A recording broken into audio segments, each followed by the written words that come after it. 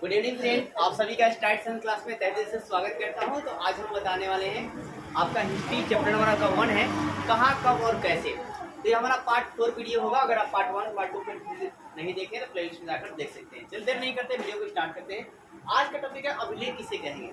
तो देखिए होता क्या था कि पहले मतलब आपका है जो रजाओ वजाओ हुआ करते थे, और जब वो युद्ध जीता करते थे तो युद्ध जीतने के बाद जो है आपका है क्या कि पत्थरों पर क्या होता है कि छेनी हथौड़ी और मतलब पत्थरों पर क्या होता है कि कुछ कुछ लिखवाते थे, उन्हीं पत्थरों को अभिलेख कहा जाता है। मतलब सिंपली आपको याद है कि जिस पत्थर या धातु पर लिखा होता था उसे अभिलेख कहते हैं। जिस पत्थर या धातु पर क्या जी कुछ लिखा हुआ रहता है उसे क्या कहते हैं, अभिलेख कहते हैं। क्या कहते हैं, अभिलेख। जैसे मान लीजिए कोई पत्थर है, अब पत्थर पर कुछ लिखा है, जैसे राम नाम कुछ भी लिखा हुआ है, ठीक है, तो उसको भी क्या कहा जाएगा, अभिलेख कहा जाएगा। क्या कहा जाएगा, अभिलेख कहा जाएगा। अब क्या लगभग 2250 क्या जी 50 वर्ष पुराना अभिलेख जो है अफगानिस्तान के कंधार से मिला है। तो आपसे पूछा जाएगा कि लगभग 2250 वर्ष पुराना जो अभिलेख कहाँ से मिला है, अफगानिस्तान के कंधार से। कहाँ से जी, अफगानिस्तान के कंधार से मिला है। कहाँ से मिला है, अफगानिस्तान के कंधार से मिला है। और अफगानिस्तान की राजधानी कहाँ है जी, काबुल। कहाँ जी, काबुल है। कमेंट करके बताइएगा कि अफगानिस्तान के मुद्रा का नाम क्या है।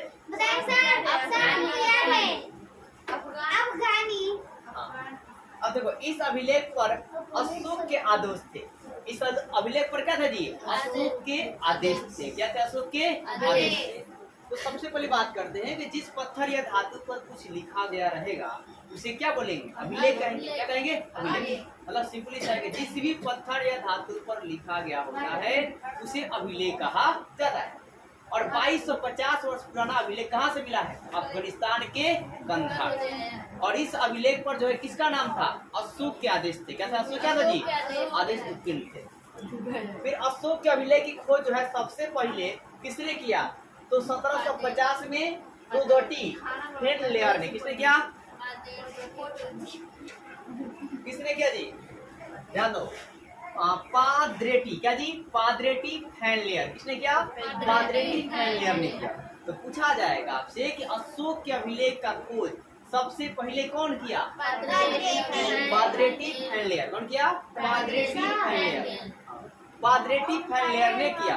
कब किया, 1750 में। कब किया जी, 1750 में किया। कब किया, 1750 में।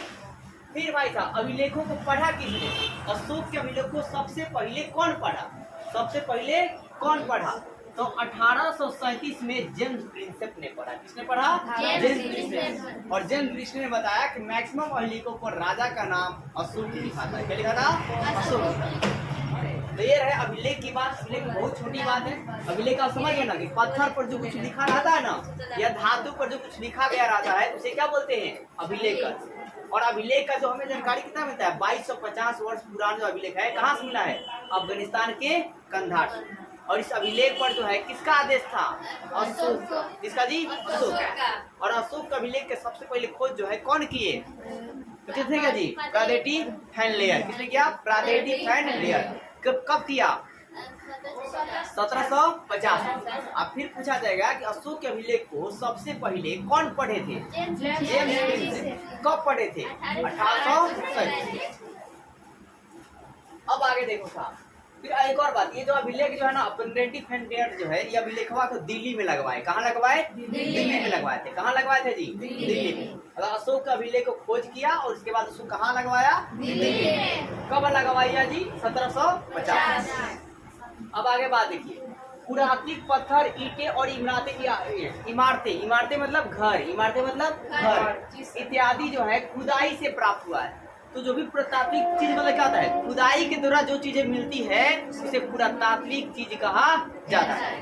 क्लियर है, खुदाई करने के बाद जो वस्तु मिलेगा ना, जैसे हथौड़ी, चाहे औजार, चाहे हड्डी, ठीक है, या मतलब घर मिलेगा, चाहे ईटा मिलेगा, ठीक है, चाहे कुछ भी मिलेगा, उसे हम क्या बोलेंगे, पुरातात्विक कहेंगे। क्या बोलेंगे, पुरातात्विक। एक बार में समझ लीजिए, खुदाई के द्वारा जो हमें मिलता है उसे पुरातात्विक चीज कहते हैं। क्या बोलते हैं, पुरातात्विक वस्तु कहा जाता है। अब देखिए भारतीय पुरातात्विक विभाग के जो है जनक किसे कहते हैं, सर जॉन मार्शल।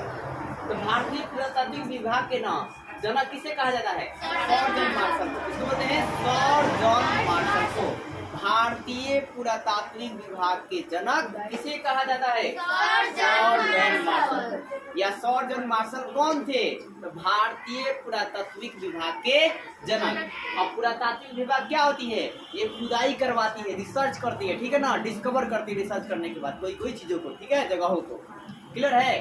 पुरातात्विक विभाग क्या करती है? खुदाई करवाती है। क्या करती है? खुदाई करवाती है और वहाँ चीजों को ढूंढती है, ठीक है, जैसे हड़प्पा समय। अब देखो खुदाई से हमें क्या मिला भाई साहब? कुछ जो है सिक्के भी मिले। क्या मिले? क्या मिला जी? सिक्का। इस सिक्का काची का था? चांदी का था। क्या था जी? चांदी का था। तो आज के सिक्का से क्या पहले का सिक्का अलग है? जी हाँ, अलग है। आज का सिक्का जो है लोहा का है। किसका जी? लोहा का है। तांबा का है। किसका जी? लोहा और तांबा दोनों को मिला कर है, ठीक है। और आज के सिक्का नो पूरा एकदम डिजाइनदार रहता है। क्या जी? डिजाइनदार, एकदम गोल रहता है। क्या होता है? गोल होता है। लेकिन पहले वाला चांदी सिक्का ना वो आपका चौकोर होता था, ठीक है, थोड़ा मोटा रहता था और एक दो छापा जो है लगा रहता था। अब देखो स्रोत क्या होता है? जिसके सहायता से इतिहास को पढ़ने में मजा आता है या रोचक लगती है उसे स्रोत कहते हैं। क्या सुना आपने? जिसके सहायता से स्रोत के माध्यम से इतिहास को पढ़ने में क्या जी? रोचक लगता है। कहता है रोचक, मतलब हर एक वस्तु को जानना है ना तो स्रोत ही चाहिए। बिना स्रोत के हम लोग स्टडी नहीं कर सकते, ठीक है। स्रोत रहेगा तो क्या हो जाएगा? आसानी से समझ में आएगा, ठीक है। अब स्रोत मतलब जी क्या? जैसे मान लीजिए कि आपको विज्ञान पढ़ना है तो विज्ञान की किताब क्या हो गया? उसका स्रोत हो गया। क्या हो गया? विज्ञान की किताब उसका होगा जी स्रोत हो गया, ठीक है।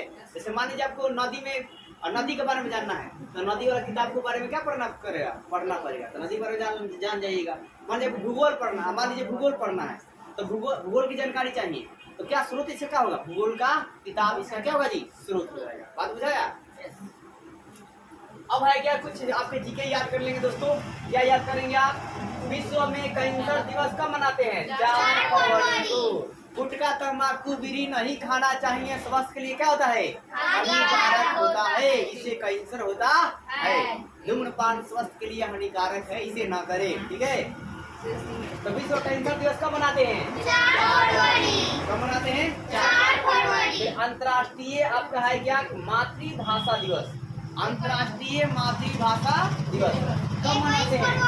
21 फरवरी को। अंतर्राष्ट्रीय मातृभाषा दिवस कब मनाते हैं? 21 फरवरी। विश्व कैंसर दिवस 4 फरवरी। और अंतर्राष्ट्रीय मातृभाषा दिवस 21 फरवरी। फिर केंद्रीय उत्पाद दिवस कब मनाते हैं? 24 फरवरी। केंद्रीय उत्पाद दिवस 24 फरवरी को मनाया जाता है। कमेंट कर आपको बताना है राष्ट्रीय विज्ञान दिवस कब मनाते हैं? राष्ट्रीय विज्ञान दिवस कब मनाते हैं? और अगर आपको वीडियो अच्छी लगे वीडियो को लाइक कीजिए, चैनल को सब्सक्राइब कीजिए, ज्यादा शेयर कीजिए। मिलते हैं हम लोग नेक्स्ट वीडियो में नेक्स्ट टॉपिक के साथ। जय हिंद, जय भारत।